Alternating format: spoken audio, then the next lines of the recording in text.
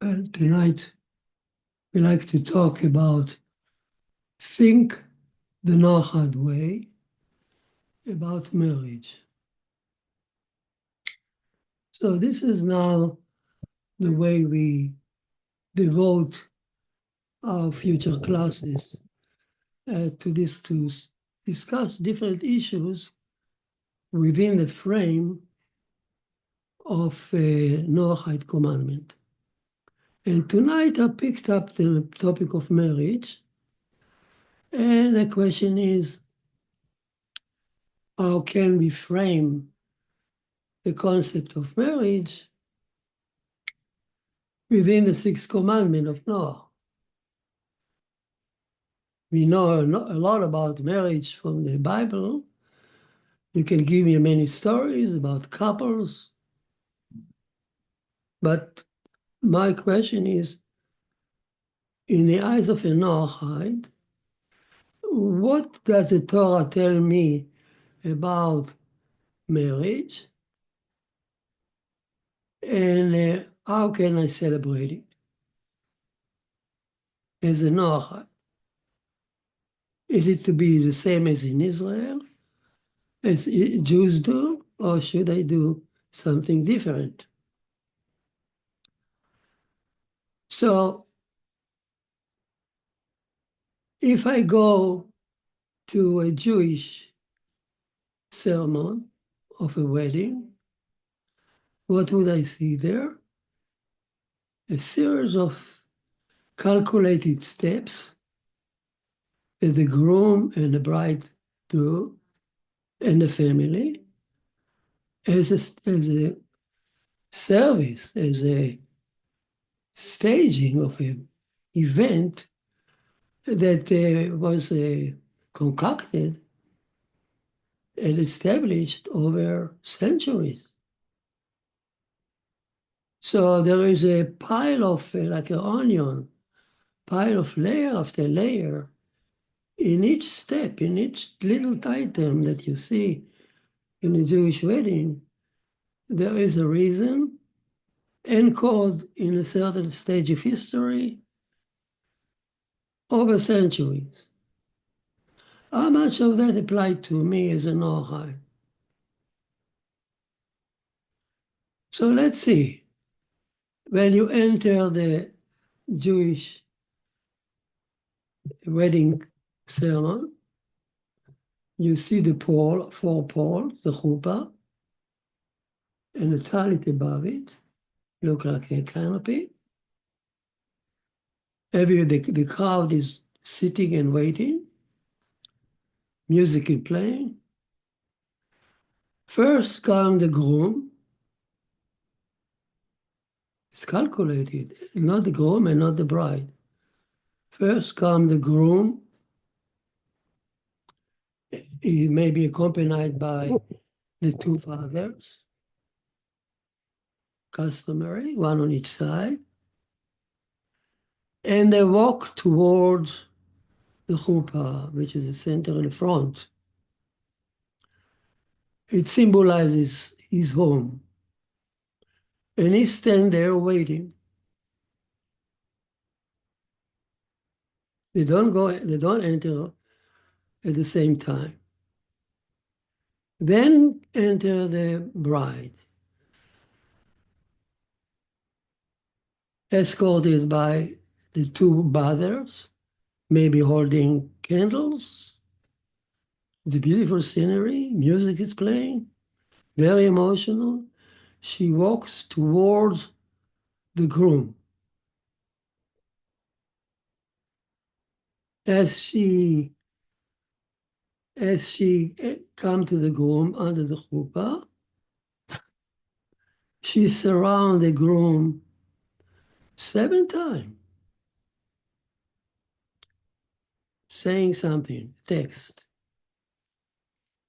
in her heart or sometimes by mouth. Obviously emotional, prayer, 7 times circling. Then the rabbi who officiates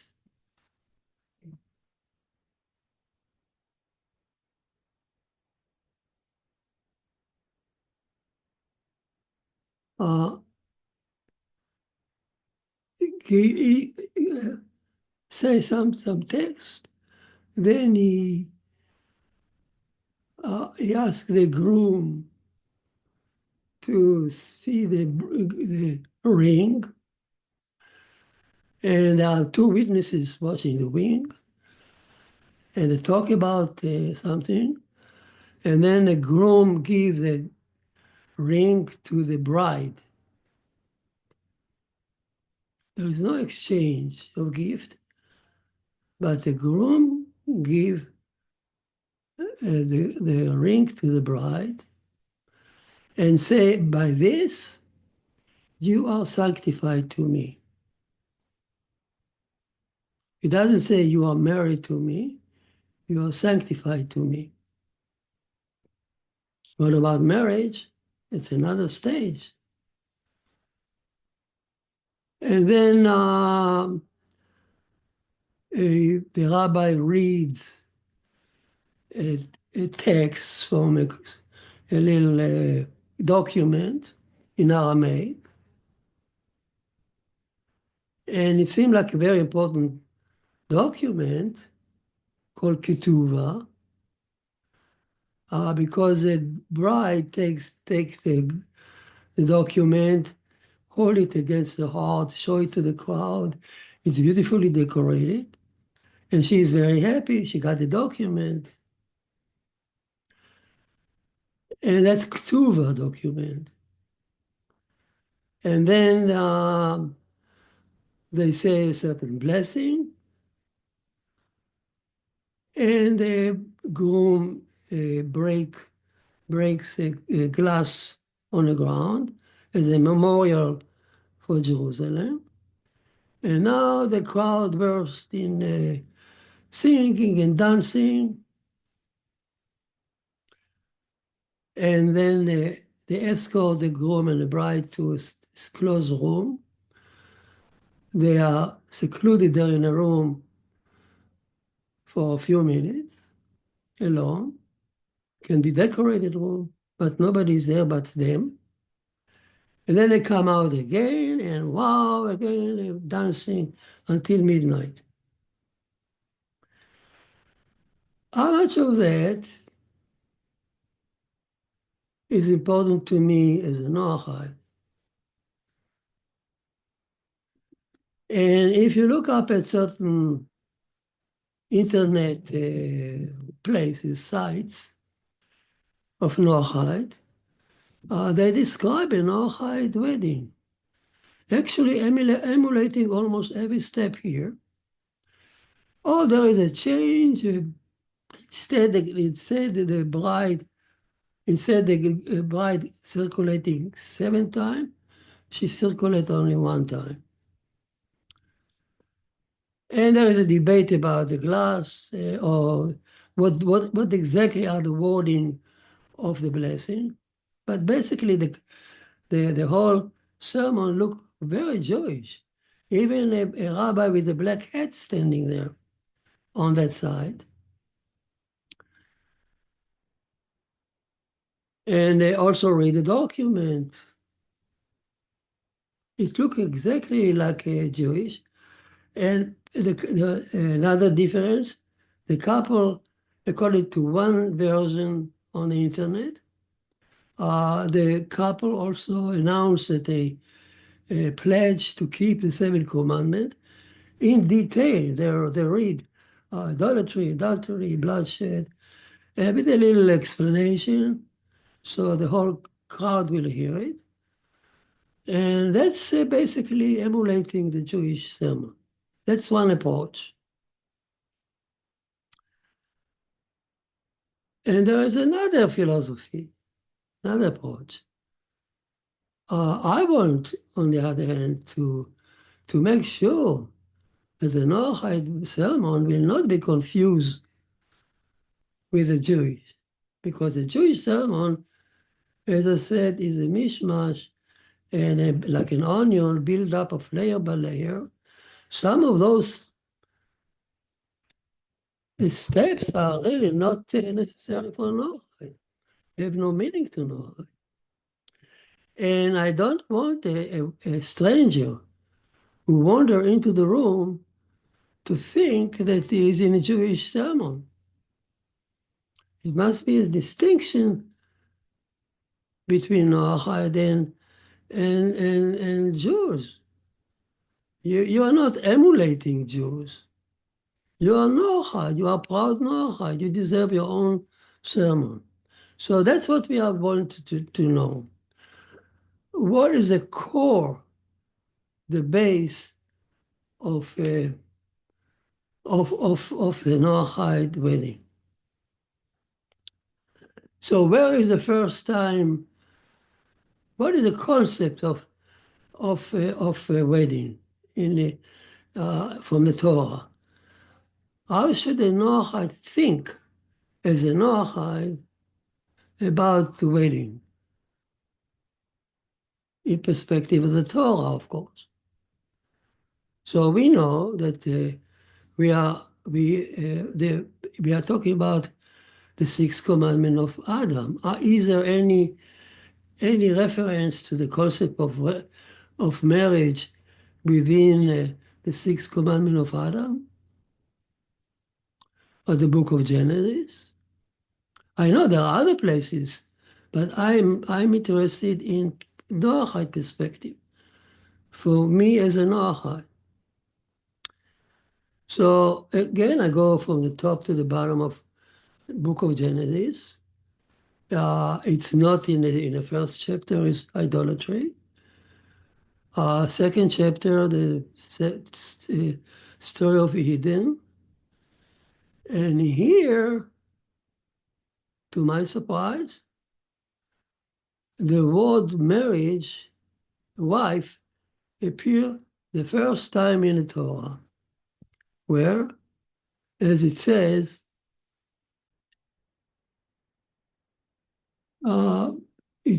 therefore, it tells that Hashem blew his spirit into the nostril of Adam.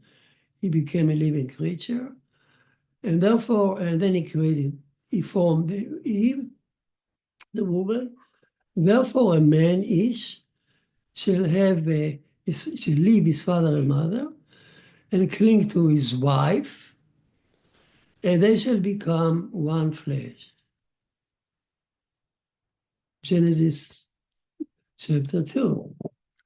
So right there at the beginning of the Bible, of the Torah, in the story of Eden, the word she become his wife. So here is an institution of the concept of marriage to all mankind, Jews or Noahide. Here it is. And we have a rule of thumb that we remember it, that whenever a concept of the Torah, important concept, appear the first time, there you will find anything you want to know, what the Torah wants you to know about it. For instance, if you want to know what Elohim is, look at chapter 1. It says Elohim created heaven and earth. And if you read it carefully, you will understand what Elohim is all about. A judge, a builder, and so on. A builder of nature. Elohim is there in chapter 1. Because the first time the name of Elohim appears. If you want to know what the YHVH is all about, look at the end of chapter 1. In the end of chapter 1, it says, the YHVH in acronym, you learn it. She entered the sixth day from the Sabbath. If you read it carefully, you understand what you're reading. It tells you everything you need to know about YHVH. Why she's here, what's the relationship between attribute, and so on. If you know what the concept of Israel is, look at the first time in the Torah where the name Israel appears. That's where Jacob wrestled with the angel of Esau, and he named him Israel. There are seven different aspects of Israel learn from that very event. No other place in the Torah equal to that. Here again, since it says she will become his wife, it means that here in the story of Eden, more than any other place, you can find what the Torah wants you to know about the meaning of wedding. Here it is instituted, full-blown. And the location is important, and everything around this verse is related to the topic of wedding. So what can we learn from the place where wedding appeared the first time in Eden? It's very simple. You know, the Eden, the name Eden comes from Edna, a sexual pleasure.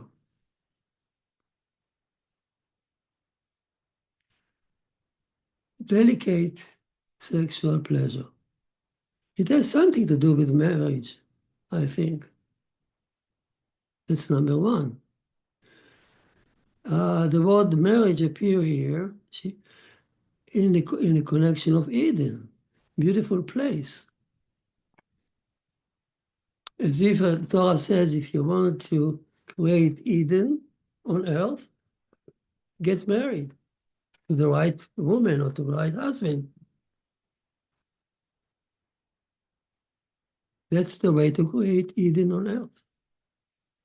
Since earlier, just a verse earlier, it says that Hashem saw that man, it's not good for man to be alone.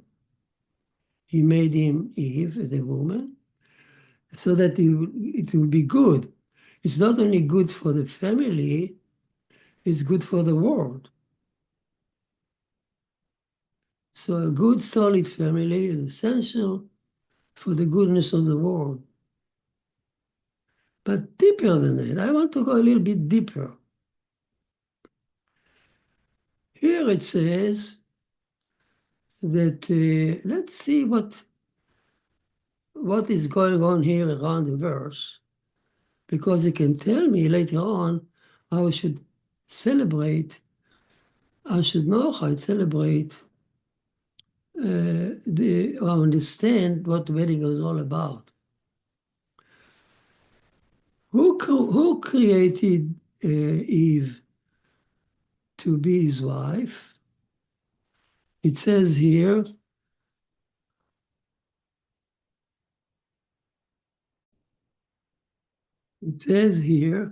that Hashem Elohim, the two attributes together, created or formed Adam in Eden. That's chapter 2. They formed together Hashem Elohim. Chapter 1, before that, shows different relationship between the attributes. You see that here the diagram to show you. That's chapter 1. Elohim created the heaven and earth. And then he created the day 1, day 2, day 3, day 4 to 6. Elohim, this is a house, this is Elohim world, nature. And then he invited YHVH at the end of the chapter to join him to create Adam. And chapter 2, they got together, Hashem Elohim, and they formed Adam, the son. So Eden is a house, virtual house, where the two attributes got together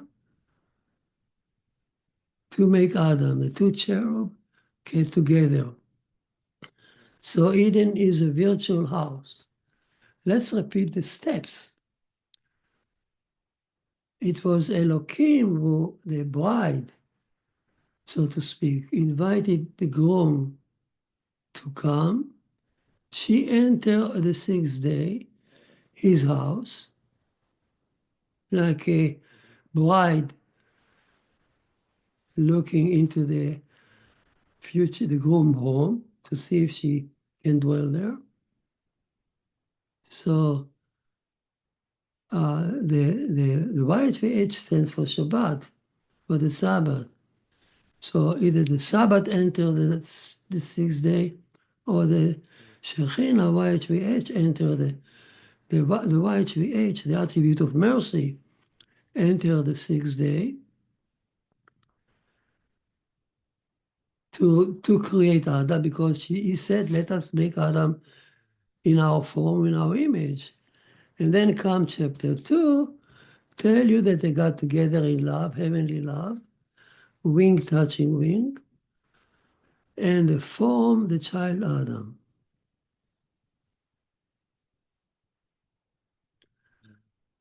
And then immediately after that, the woman is formed in Eden, and they get married.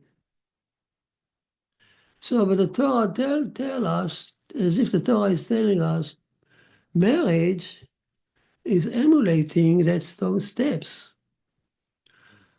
The groom and the bride get together. They create a new home, should be like Eden, where children, Adam is born. Therefore, man will leave his father and mother, cleave to his wife, and they become one. They bring one child, at least. Or they become one. You see Hashem Elohim in oneness. All those ideas are surrounding the idea of marriage. So marriage is creating Eden on earth. It is place where unite Hashem Elohim. It's interesting because the woman is supposedly representing the attribute of mercy, and man is more attribute of judgment. And they get married. It reminds me of Noach and Nama. Nama came from Cain. And each one of them can maybe a different character, different soul, but they unite.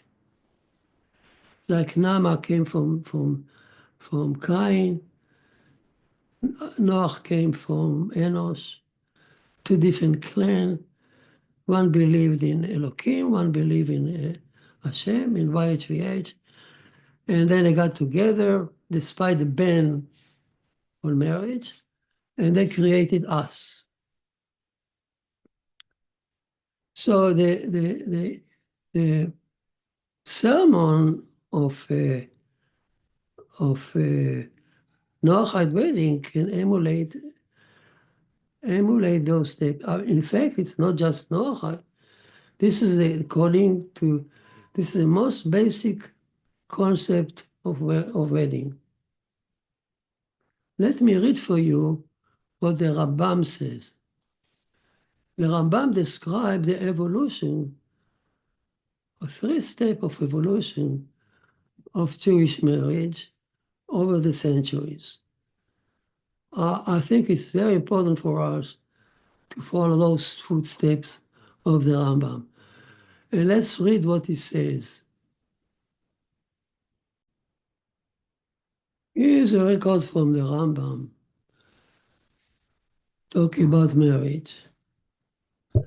He says, before the giving of the Torah on Sinai, a man would meet a woman in the market.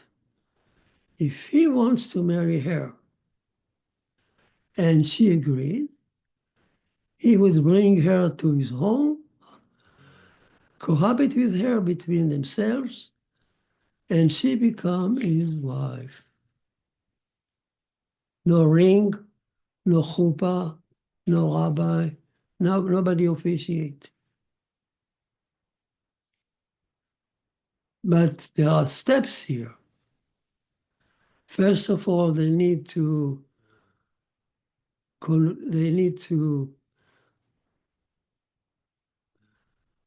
discuss between themselves. He needs to invite her. Yeah. He initiates, exactly like in chapter 1, Elohim initiated the connection to YHVH. So the groom initiate, and they agree, like in chapter 1, and they enter a new home, because it says, therefore a man should leave his father and mother. He should leave behind him, and Nachmanides make that point. They should leave and bring a home for themselves, but they need to enter the home with intention to marry. That the relationship is not just a fun for the summer, but it is a relationship of a marriage forever. I want to marry you, and you agree, and she want him. It's a mutual agreement. He doesn't own her, and she doesn't sell anything to him. There's no ring, no gift, nothing. Just two essential elements. Discussion, declaration that the intention, I would say, that we are going into that house and cohabit here. They need to cohabit there, then become, from the Torah perspective, a married couple. Now, you should understand that the married couple is something very serious in the eyes of the Torah. A perpetrator is punishable potentially by death, strangulation.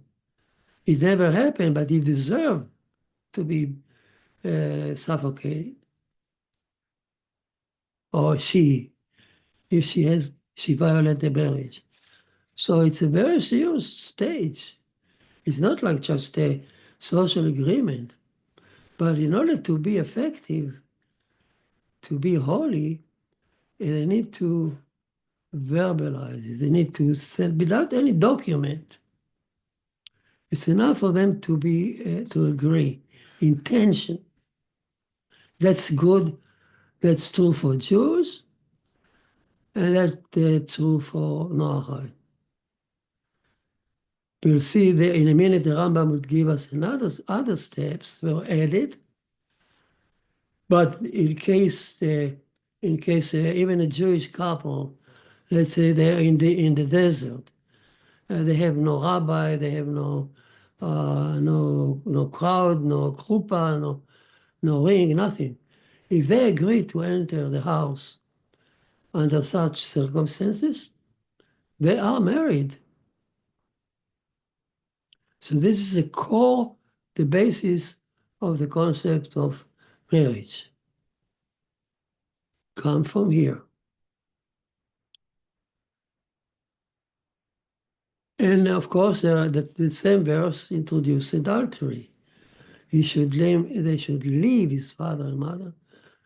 He should leave their father and mother wife and his sister. We know that. So this verse introduces marriage and the law of adultery at the same time.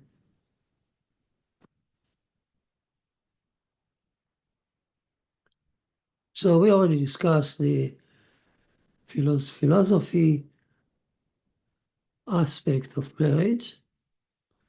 It's a holy place with the attribute under the wing of the Shekhinah, like in Eden.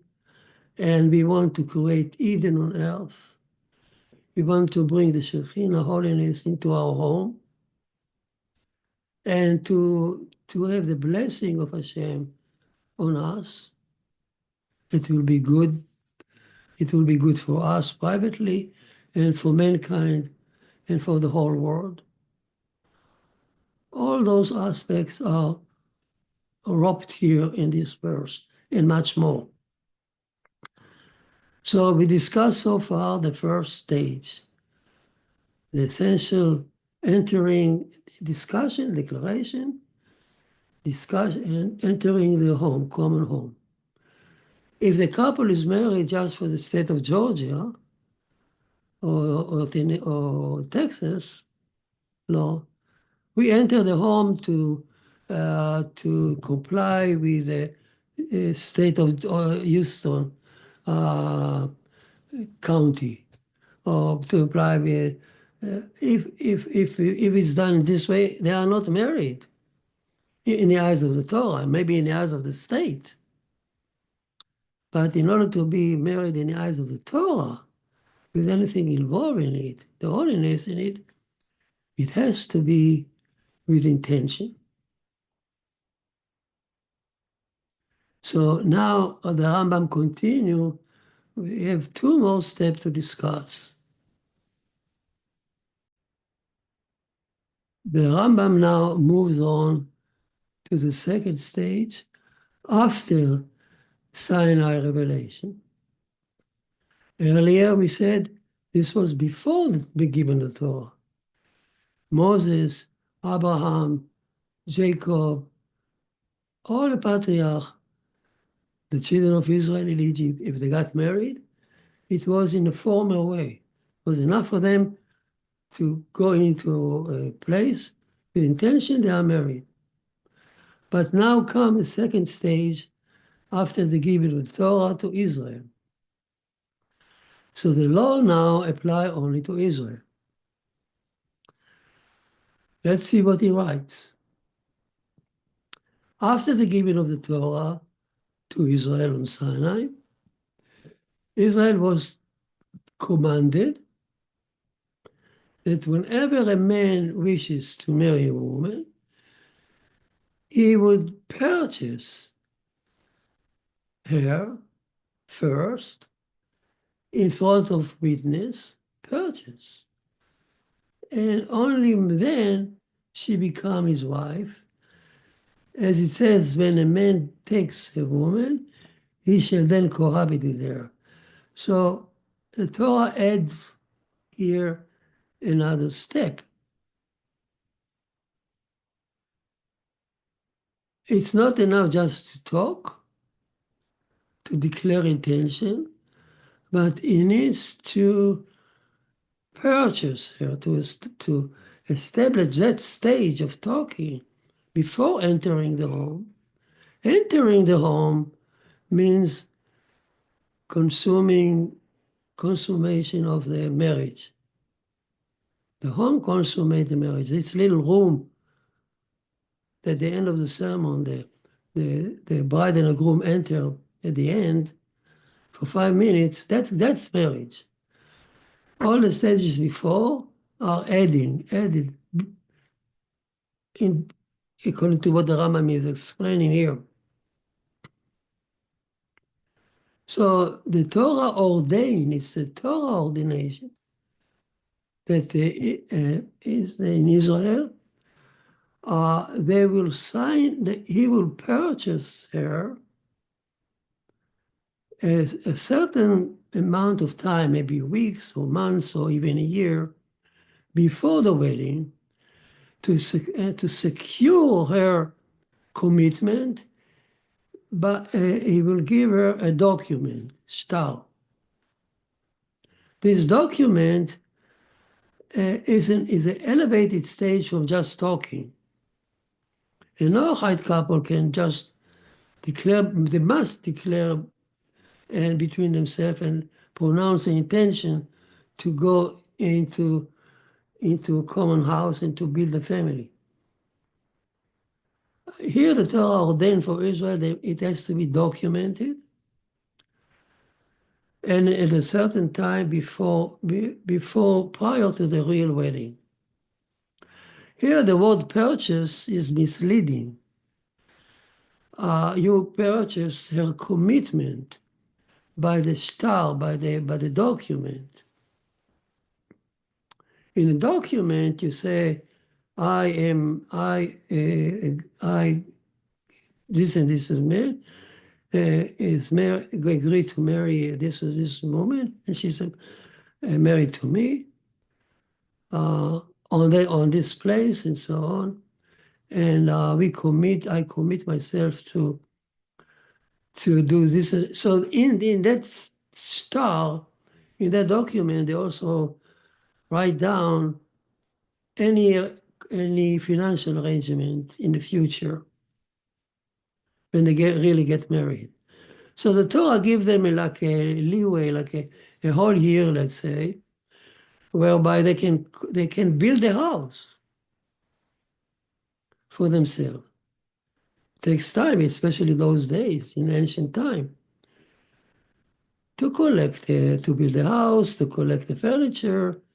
People really were poor. It was difficult even to get a chair.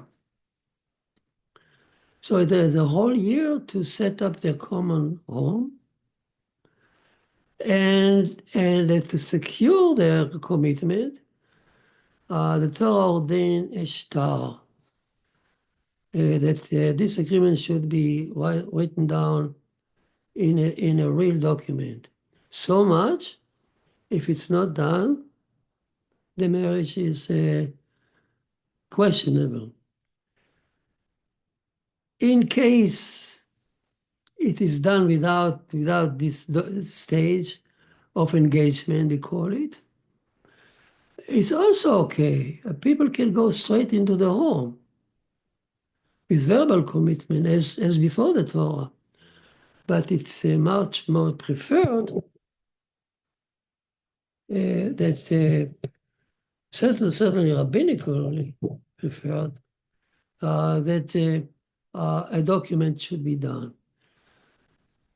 During this year, it was done usually in the time of the Talmud. This document was done a year before the wedding. It is secure the commitment. But this engagement is again very serious stage. If somebody violates her during this stage, is punishable by more severe pain of death than a regular raper. A person who rape or a married woman deserves strangulation. A person who rape an engaged woman, she's called engaged, he deserves to be stoned. We measure the severity by the punishment. The punishment was almost never done because the rabbi always could find a lee out. The oral Torah, like eye for an eye, tooth for a tooth. It was never done. In real, it was just a measure of learning. You deserve your eye to be gouged. So you deserve to be stoned. And the punishment for violating engaged girl is much more than violating a married woman. To see how the Torah regard this commitment. So we got one stage of Noahide, of the basic of before the Torah. Now we got the second stage of engagement. The Torah did not ordain that stage in a document to Noahide. She required it from Israel. So that's you can why is that? Because if you are appointed to be a nation of priests to the nations, you should be careful. I asked Hashem, I said, I ask from you much more commitment than from the congregation if you are a priest. So now what is now the third stage? Here come the ring and a chuppah. So what is a ring? What is the third stage? This is what the Rambam writes. A woman can be purchased either by a document or rarely by sexual relationship, if it's done in intention. And the rabbi, listen to what he says.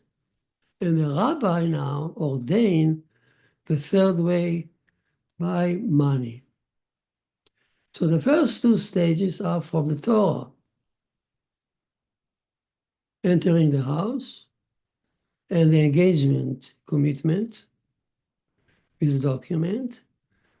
Now come a third stage ordained only by the rabbi, that the person, the groom, purchased her not by a document.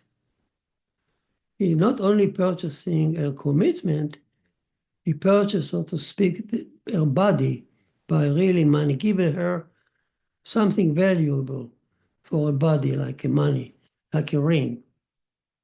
That's why the groom shows to the rabbi the ring. The rabbi should assess if it's worthy or not.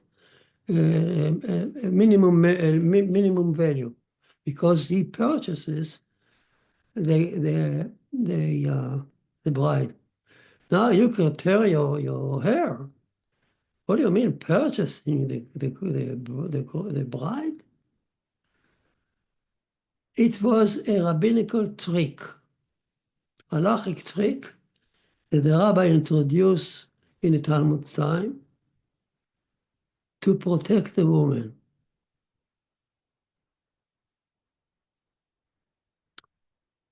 And also to protect the husband, future husband.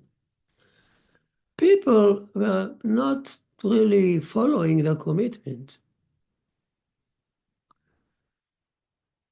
So how can I scare other people to fool with my bride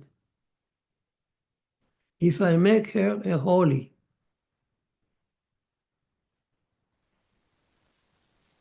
object? You can laugh. But if something is holy, if something is some holiness in it, people will not mess up with it. How can I make to secure her commitment to me in a halachic way? I can tell her as a holy subject from me. How can I do it? Oh, there is a halachic niche.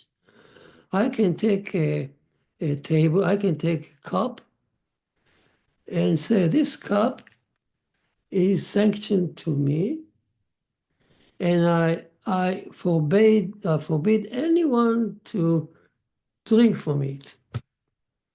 There is a whole track of the Talmud discussing this power of a man from Israel to sanctify an object. I can sanctify an object and give it to the temple, or even to sanctify an object and forbid my family, even my wife, to touch it. If I say it's sanctified, there is a certain amount of holiness that I endowed on that object. It's not now to discuss it, but it's a halachic tool that is rarely used. But the rabbi wanted to protect the couple. And if she is, to protect him, for instance, there are many cases that during the years, a long time, he may be living in that part of the country, she is living in another part of the country. It takes a whole year before they see each other again. Meanwhile, she can meet very nice fellows, and she regrets, and she run away. Or vice versa, he can find a precious soul that will meet his soul, and he will run away. And these things happened. So it happened so much, the rabbi said, okay, let's stop it. So we will add this stage of sanctification, kiddushin. I purchase you by the money. I own you, and I sanctify to me. From that moment on, you are forbidden on anybody else, not only because you are my future wife or you are engaged to me, but because you are sanctified to me. And that can scare people, really get scared from that. So that stage it turned to be giving to the bride a year before the wedding something valuable like a ring or anything valuable, symbolizing the fact that now I own her. In theory, in halachic term, and I own her so that nobody can touch her. That stage, the Rabbi says here, it's rabbinical, it's completely rabbinical. And it was instituted in the time in Babylon, basically. In diaspora, this is the first 1,000 years after the destruction of the temple. We don't know exactly when, but it became a known practice. It's nothing to do with the concept of the marriage itself. And it doesn't mean that I own your body and do whatever I want with it, sexually or not, as people think. It's only a halachic trick to scare people away from touching you, especially during this time of engagement. That was done a year before. So how it was done? Let's say a year before the real wedding, the couple got together, they agreed to get married. You write down the star, the document. You put on their commitment, not only in verbally, but also in writing. They pledge to each other what money, financial arrangement they need to follow. It's official document. And from now on, they are officially engaged. So much that she is considered almost his wife, almost. They still miss the stage of entering the home. But if somebody violates her, he deserves a stone. And then comes the stage of a ring and kiddushin that was done a year before. A year before. There no poles, no chuppah, nothing. No rabbi. A year before. It was done privately, maybe some witness, some friends. But the real wedding was a year later.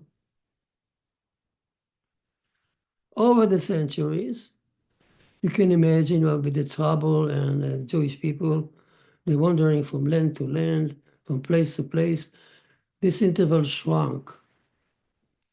And finally, it became like one stage. So we have now the engagement, the ring process, and the wedding itself coming into the room at the same time. Over the centuries, there were all kinds of customs added. Chuppah itself is only from the 16th century. The poles that you see, symbolizing the home of the groom, it's only 16th century. Judaism exists for 3,500 years. This is only relatively late. And it has nothing essential to the concept of wedding. And it doesn't even apply to Noahide. The document, they also added a document. What is a document that they read? that the bride holds so proudly. In fact, if it's Aramaic, but in this bride, the ketubah, there is another institution that the rabbi enacted to protect the woman after the marriage. It said there, if case we are married, we are divorced, I pledge to give you 200 silver coin. Those days when women didn't have anything on they didn't have any opportunity to walk outside the home. And they were poor. And once she was divorced, she was thrown to the street. To protect her is a ketubah. The husband pledged quite a money.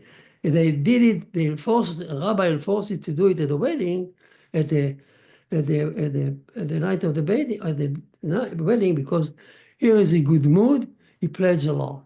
He wanted to please his bride.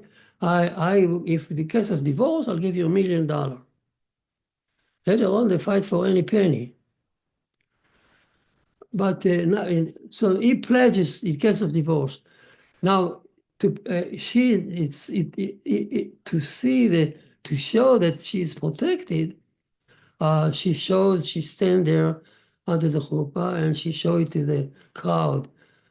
Those days it was very meaningful. It made her really proud. Today, when the right of the bride, the woman is protected by the state, and in fact, a woman can make more money than the husband. She may be a judge, a lawyer, a doctor. He needs to support her. So the whole thing become meaningless. The rabbi enacted that a married couple should not live together a minute without it. But today, it lost its meaning. And in Israel, many voice objection to it. Why should I even mention divorce at the time of marriage? Doesn't fit. And when it comes to Noahide, it's not essential. If you want to sign up such a contract and it's declared at the time of wedding that in case of divorce, I will support you or she will support, it's not the time to talk about divorce and the financial arrangement. So in summary, when I look at the Noahide, is the Noahide or the sermon of wedding, some principle guide me. First, I don't want to emulate a Jewish wedding. I want to, if somebody wandered into the room, to feel that it's a Noahide wedding and not an Israel wedding. I don't necessarily need a black hat rabbi with a big beard to sanction me. Definitely not. We are not patronizing anybody. Learn Noahide, who knows the stuff, call it as you want. You can do the job. You can guide them, you can lead them. To add blessing, what to say in the blessing. Don't emulate necessarily the Jewish. Don't have the wedding appear like the Jewish. You don't have to translate the blessing of the Jewish blessing before or after the wedding. All kind of blessing they say there. You don't have to translate them unless you want, but don't let it look like a Jewish. And put there your own words. Anyhow, it should be left to some scholars, Noahide scholars, who learn Torah, who understand the issue, and they will compose the right way. Thank you so much. And we'll see you again, God willing, next week. We try to talk another way of thinking, Noahide way. Today we talk about thinking about wedding in a Noahide way. Have a good day.